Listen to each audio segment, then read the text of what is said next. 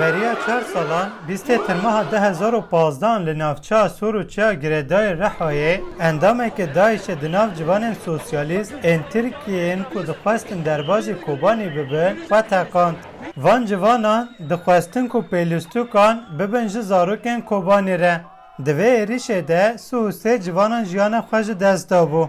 Her hefte li kolana Halit Ağaya Kadıköy'ê li ber avahiya Partiya Demokratîka Gelan ji bo sor û cenûbeta edaletê tê li darxistin. Ji bo salvegera vê rojê û bîranînê li Kadıköy İstanbulê hat xwestin ku meşek ji were li darxistin. Lê polîsan nehêşt ev meş pêk were û müdaxaleyeke tund li girseyê kir. Di müdaxaleyê de gelek gazên îsotê û guleyên plastîk hatin bikaranîn. Di bîranînê de parlamenterên Partiya Demokratîka Gelan Erol Katırcıoğlu û Gulistan Koçyiğit, parlamenterên Partiya Gela Komarî Ali Şeker û Sezgin Tanrıkulu birîndar bûn. Em niha vê müdaxaleyê didin nîşan.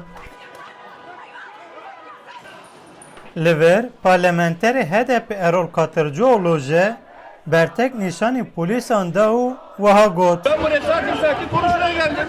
Ez hatim bi aramî biaxivin. Hûn çi dikin? 33 hevalên van kesan hatin kuştin. Ji aliyê Daişê ve hatin kuştin. Ji ber vê yekê jî ev meş di cîde ye û rewa ye.